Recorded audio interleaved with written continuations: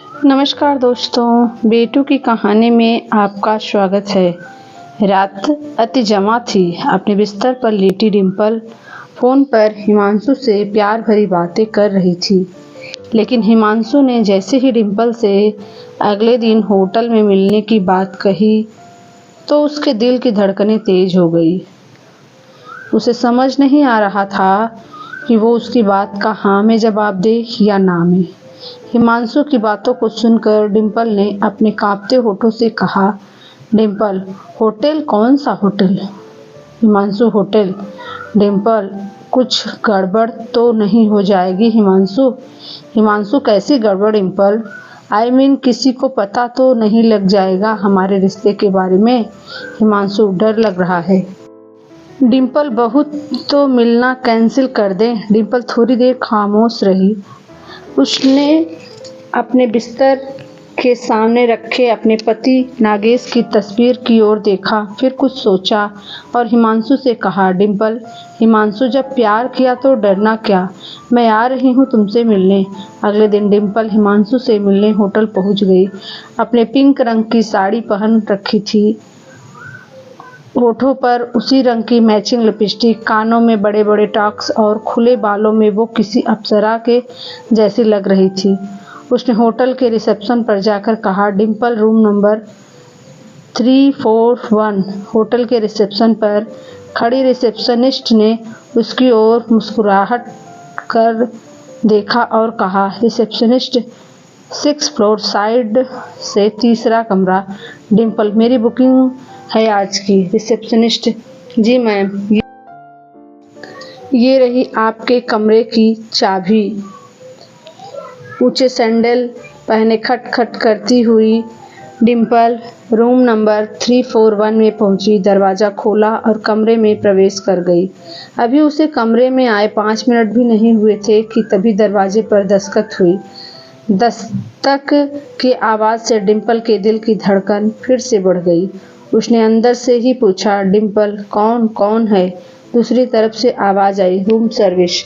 डिम्पल ने जैसे ही दरवाज़ा खोला उसके चेहरे पर मुस्कान आ गई। डिम्पल, हिमांशु तुम? हिमांशु, नो डिम्पल, मैं तो रूम सर्विस वाला हूँ। ये कहते हुए वो कमरे के अंदर आ गया और डिम्पल के पास घुटनों के बल पर बैठ गया और वह गुलाब का फूल उसे देते हुए कहा, हिमांशु, मैम बताइए, ये बंदा आपकी क्या खिदमत कर सकता है? डिम्पल ने उसके हाथों से गुलाब लिया और कहा, डिम्पल, बस ये बंदा मुझे ढेर सारा प्यार करे, ढेर सारा। ये कहकर वो हिमांशु के गले लग गई। कुछ देर बाद वह सुध बुध भुलाकर एक दूसरे में खो गए। डिम्पल शादीशुदा थी। नागेश से 4 साल पहले ही उसकी शादी हुई थी, लेकिन नागेश कारोबार में इतना उलझा रहता है कि उसे डिम्पल की कोई फिक्र नहीं होती। 12 फरवरी को दोनों की शादी हुई थी। डिम्पल बहुत अरमानों के साथ नए घर में आई थी।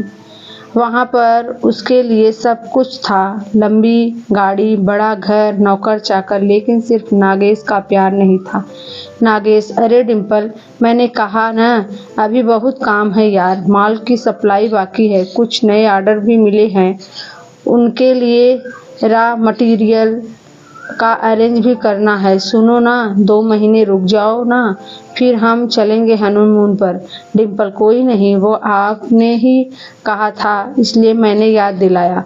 वैसे भी काम तो काम है, वो तो करना ही है, लेकिन शादी के 4 साल हो गए नागेश के, वो तो 2 महीने आए ही नहीं, जब उसने वादा किया था कि वो हनीमून पर जाएंगे। डिम्पल ने भी उससे कहना छोड़ दिया। उसे समझ आ गया था कि नागेश सिर्फ अपने कारोबार से प्यार करता है। रात के 1 बज गए। डिम्पल, हर दिन यह इतनी देर से आते हैं। अरे काम कौन नहीं करता, लेकिन काम के चक्कर में अपने घर को, अपनी बीवी को भूल जाना सही तो नहीं है। मुझे तो लगता है ये घर सिर्फ सोने के लिए आते हैं। इनका बस चले तो ये ऑफिस में ही सो जाएं। पिछले 2 सालों से नागेश शादी की सालगिरह पर डिम्पल को बाहर ले जाने की बात कह रहा था, लेकिन वो भी उसे याद नहीं रहता। शादी की 4थी सालगिरह की बात है। नागेश, अरे डिम्पल, मैं ऑफिस प्रॉमिस कर रहा हूँ, आज मैं बिल्कुल भी नहीं भूलूंगा। आज हम दोनों न सिर्फ बाहर खाएंगे बल्कि लॉन्ग ड्राइव पर भी चलेंगे। और अगर मैं भूल भी गया तो मुझे शाम को 7 बजे कॉल करके याद दिला देना, ठीक है? चलो अब मुझे जाने दो।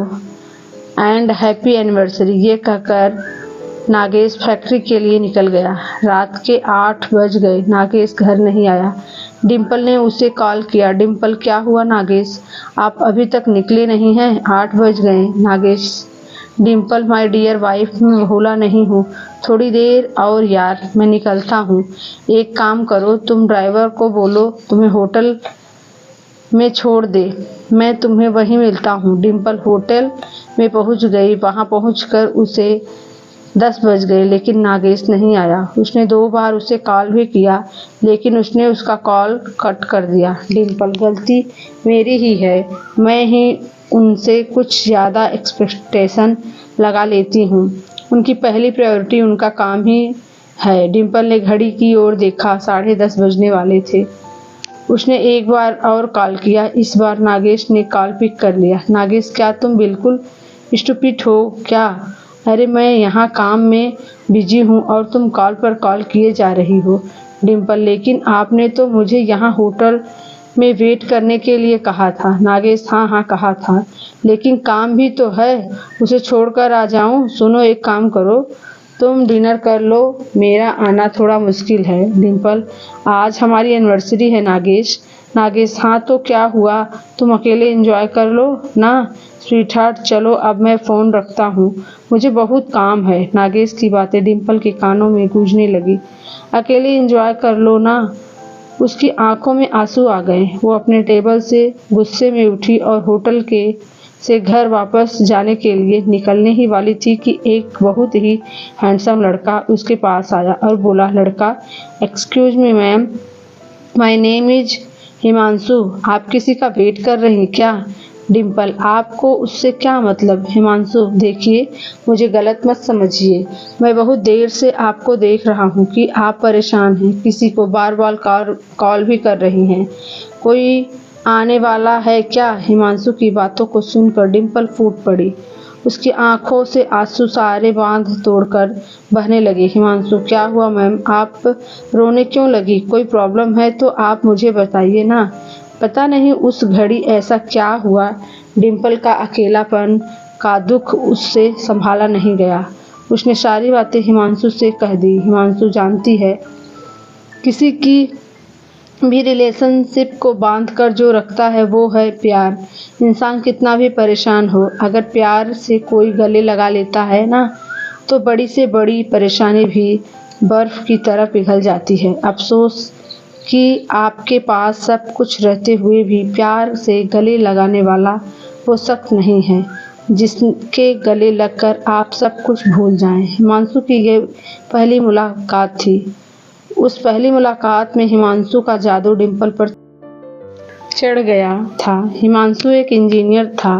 उसकी एक एक बात डिम्पल को बहुत पसंद आती थी। वो जिस तरह डिम्पल का ध्यान रखता, उसकी केयर करता, ये बात डिम्पल को बहुत अच्छी लगती। हिमांशु को भी डिम्पल बहुत पसंद थी। हालांकि दोनों ने कभी एक दूसरे को खुलकर नहीं कहा, लेकिन आखिर कब तक वो इससे दूर रहते। एक दिन हिमांशु ने ही डिम्पल को प्रपोज कर दिया। डिम्पल, हिमांशु, तुम जानते हो ना, मैं शादीशुदा हूँ, फिर भी मुझे प्रपोज कर रहे हो। हिमांशु, क्या मैं एक शादीशुदा से प्यार नहीं कर सकता? क्या ये किसी किताब में लिखा है? डिम्पल, किताब में तो नहीं लिखा, लेकिन समाज में से गलत समझा जाता है। हिमांशु, किस समाज की आप बात कर रही हैं? डिम्पल, प्यार करने से कोई समाज किसी को नहीं रोक सकता। अरे प्यार ही तो वो शक्ति है जिससे आपका समाज चलता है। अगर उसे भी निकाल देंगे तो फिर क्या बचेगा? हिमांशु की बातें डिम्पल को समझ तो नहीं आई, लेकिन हिमांशु के बिना वो रह नहीं सकती थी। दोनों छिप छिप कर मिलने लगे। उन्होंने सारी सीमाएं भी कई बार लांघ दी।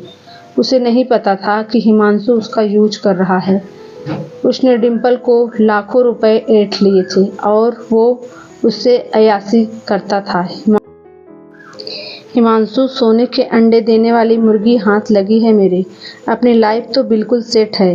हालांकि कभी कभी डिम्पल को भी लगता था कि हिमांशु उससे बार बार पैसे क्यों मांगता है। उसे भी लगता था कि वो अपने पति को धोखा दे रही है, लेकिन उस रिश्ते में उसे अब घुटन सी होने लगी थी। इसलिए हिमांशु का साथ उसे अच्छा लगता है। लेकिन आखिर हिमांशु और डिम्पल का रिश्ता कब तक छिपता। आखिरकार नागेश को अपने लोगों द्वारा हिमांशु के बारे में पता लग गया। उसे ये भी पता लगा कि हिमांशु बहुत ही बदमाश किस्म का लड़का है। उसने शहर की और भी कुछ औरतों से ऐसे नाजायज़ संबंध बना रखे हैं। वो उनका पहले से तो बहुत फ़ायदा उठाता है और बाद में उन्हें ब्लैकमेल करता है। नागेश हिमांशु की असलियत डिम्पल को बताने वाला था। तभी एक दिन हिमांशु ने 12 लाख डिम्पल से मांगे।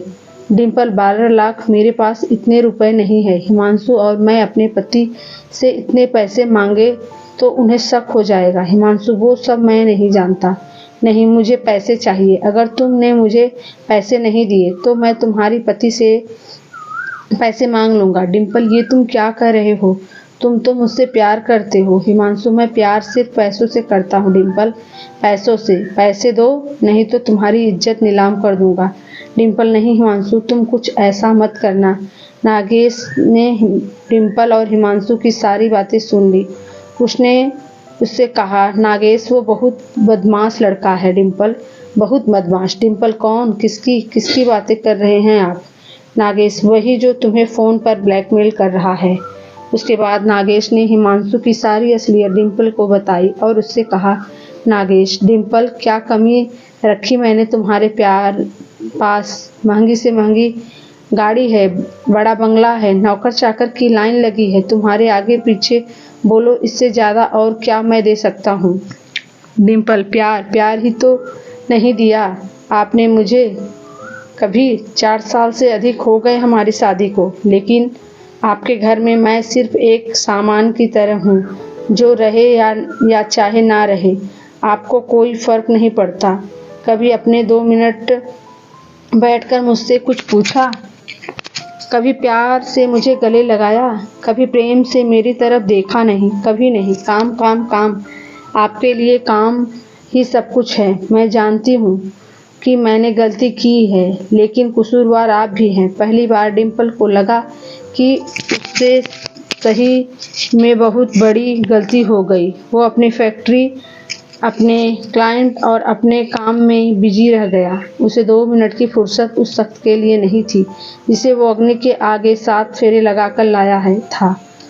उसे तो लगता था कि पैसा ही सब कुछ है। वो सारी चीज़ें डिम्पल को दे रहा था, लेकिन प्यार और अपना समय वो उसे दे ही नहीं पाया, जिसकी ज़रूरत उसे सबसे ज़्यादा थी। नागेश, डिम्पल, मैंने बहुत बड़ी गलती की है, लेकिन मैं इस गलती को सुधारना चाहता हूँ। प्लीज़ मुझसे दूर मत हो, मुझे माफ़ कर दो। मैं वादा करता हूँ मैं बिल्कुल बदल जाऊँगा। डिम्पल, आप भी मुझे माफ़ कर दीजिए। मुझे नहीं पता था कि वो बदमाश मेरी घरेलू परेशानी की आड़ में मेरा फ़ायदा उठा रहा है। आप इसी समय पुलिस को फ़ोन करिए। मुझे उस बदमाश को सबक सिखाना है। डिम्पल ने नागेश को माफ़ कर दिया। गलती दोनों की तरफ से हुई थी, उन दोनों को एहसास था। उसके बाद नागेश बिल्कुल बदल गया। उसे प्यार और पत्नी दोनों की अहमियत समझ आ गई। तो दोस्तों, हमारी पूरी कहानी सुनने के लिए दिल से धन्यवाद।